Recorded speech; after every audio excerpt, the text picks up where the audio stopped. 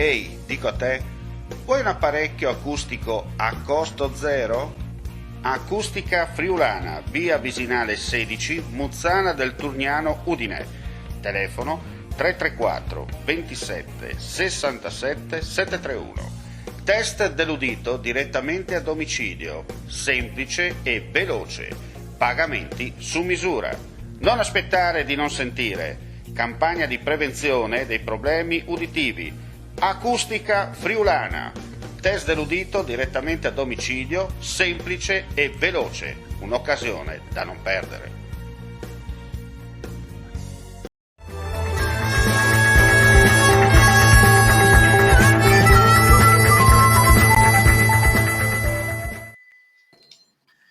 Cordiale saluto gentili amici e amiche, ben ritrovati a questo appuntamento degli speciali di friulitv.net.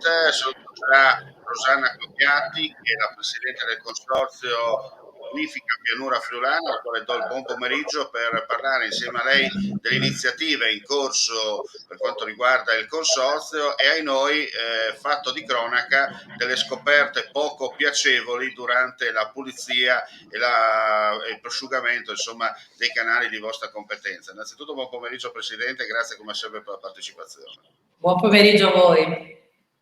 Allora, senta, innanzitutto prima di andare a vedere le foto di quello che è emerso da alcuni fondali, diciamo, dei canali di competenza, si sta operando in questo periodo per pulire e preparare, diciamo, gli stessi canali all'utilizzo in vista della prossima primavera, no?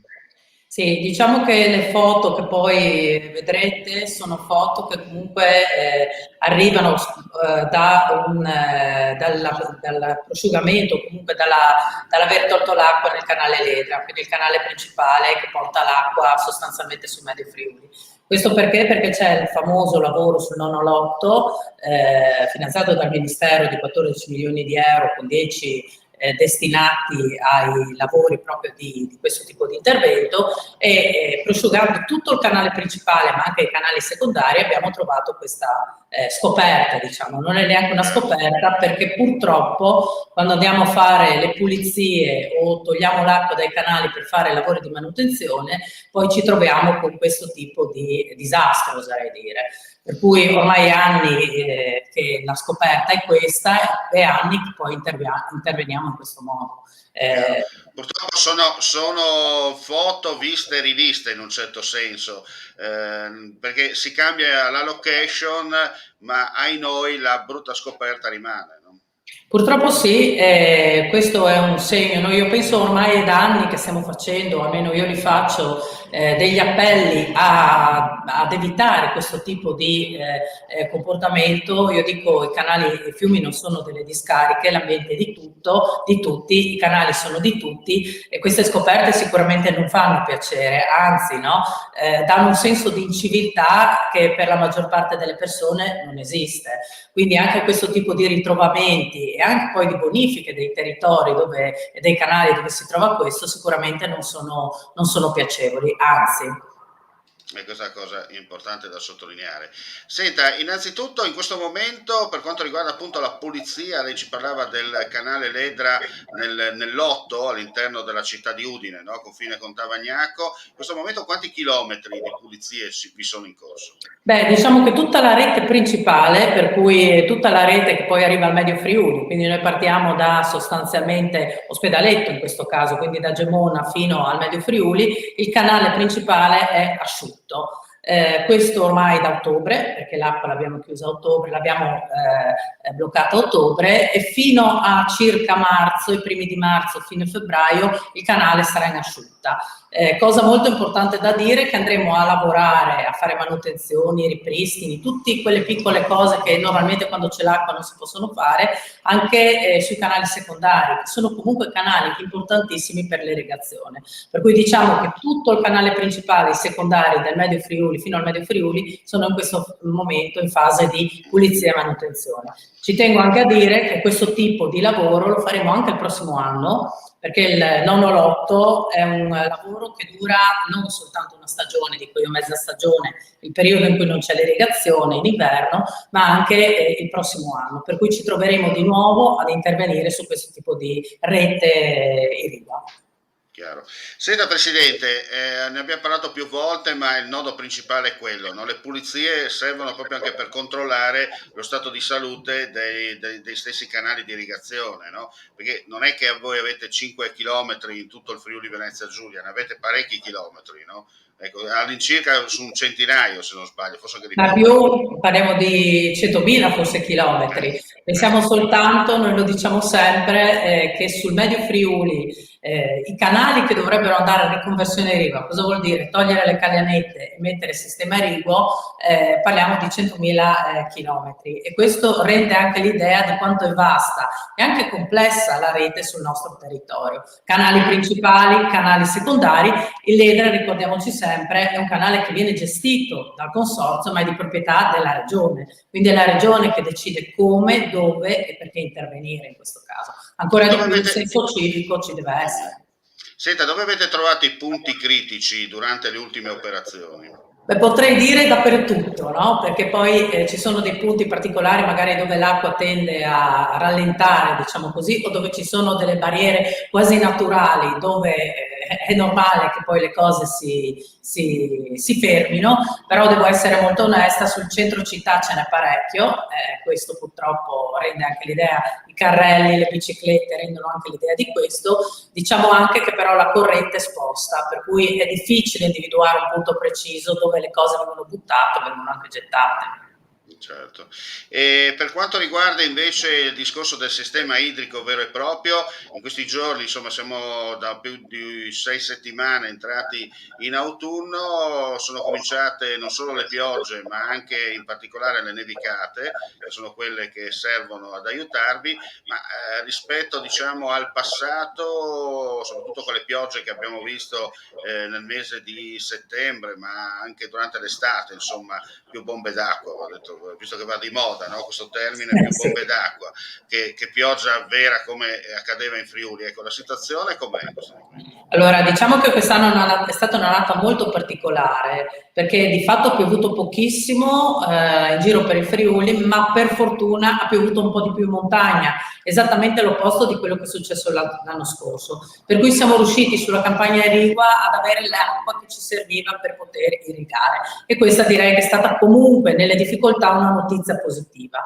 Altra cosa direi importante è che purtroppo le piogge non ci sono state molte, neanche nel periodo autunnale, e questo chiaramente è preoccupante, perché i terreni, uso un termine che in autunno non è corretto, ma erano secchi, per cui non c'era l'acqua necessaria, o comunque l'acqua che cade in questo periodo. Certo, queste piogge non così intense aiutano, le nevicate come sempre sono fondamentali, siamo partiti adesso, speriamo che tutto l'inverno sia di questo tipo, perché vuol dire metà campagna irrigua della prossima stagione garantita, perché sappiamo che è un bacino importante, e chiaramente diventa difficile fare previsioni in autunno per quella che sarà l'estate, però speriamo che l'andamento, o comunque incrociamo le dita, che l'andamento invernale sia un andamento costante e soprattutto corretto su quello che era il nostro normale cammino o comunque clima del Friuli, cosa ormai obiettivamente molto diversa. Chiaro. Senta, la collaborazione invece con gli altri colleghi degli altri consorzi presenti in Friuli Venezia Giulia per quanto riguarda lo specifico come non so, quello della provincia di Gorizia rispetto alla provincia di Pordenone, ecco, continua bene da quello che ho visto, c'è collaborazione e soprattutto si cerca insomma di arrivare a sistemare, a mettere il tassello, no? Dove non arriva uno arriva l'altro in un certo senso. Beh, questo è fondamentale. Io dico sempre siamo piccolini e quindi in una regione così piccolina riuscire a collaborare diventa strategico. Rendiamoci anche conto che confini non esistono. Quando si parla di acqua, non a caso pianura friulana arriva anche in una parte del Goriziano, e non a caso col Goriziano facciamo dei lavori dove i due confini di fatto non esistono, e quindi abbiamo l'interesse comune.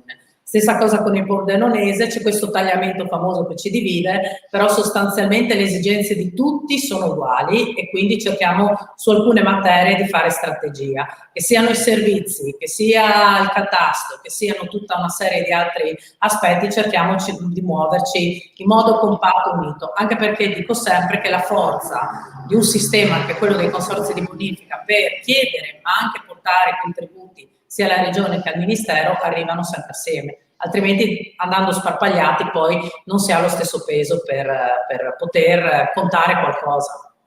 E poi mi permetta di sottolineare il ruolo importante del consorzio di bonifica proprio anche in prevenzione, no, del territorio durante le cosiddette bombe d'acqua o comunque eccezionali precipitazioni meteorologiche, e grazie al vostro lavoro insomma serve anche a contenere eventualmente in certe zone la stessa acqua, l'afflusso, no, in modo tale di evitare le esondazioni attraverso dei canali artificiali o delle aree, delle isole in un certo senso artificiali dove contenere, no, queste grandi portate d'acqua e evitare che l'acqua vada oltre e crei danni non solo alla campagna ma alle stesse popolazioni che abitano nelle zone colpite. No?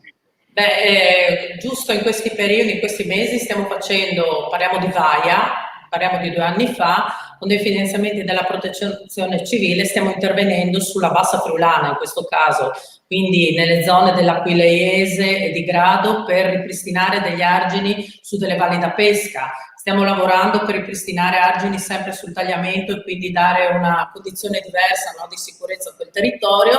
Se pensiamo poi al Funena Tissa, sempre con finanziamenti di questo tipo, o alla Tisana, sulla Tisanotta per evitare allagamenti, direi che è strategico riuscire, no, a fare sistema in questo caso, per cui se facciamo gli impianti irrigui a Talmassons, a Castions, a Mortegliano, dall'altra parte lavoriamo per proteggere con le idrauliche, ma anche con interventi strutturati quella che è la bassa friulana.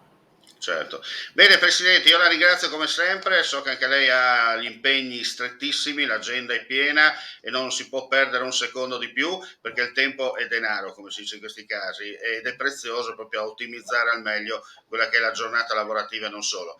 Ancora grazie per la sua partecipazione, ci sentiremo più avanti per altre iniziative legate sempre al Consorzio di Bonifica Pianura Friulana. Grazie a voi, buona giornata a tutti. Bene, non resta che ringraziare i nostri amici vicini e lontani per la partecipazione. L'informazione su friulitv.net torna tra poco con le notizie del nostro audio video giornale edizione del pomeriggio. Non resta che augurare a tutti voi comunque un buon proseguimento di giornata. Grazie, come si dice dalla lontana provincia dell'impero, mandi e alla prossima. Vuoi assaggiare una birra dove al suo interno scopri la specialità tipica friulana? Lumi Beer, il prodotto ricavato in 20 ettari di terreno coltivato orzodistico, biodiversità, performance ambientale.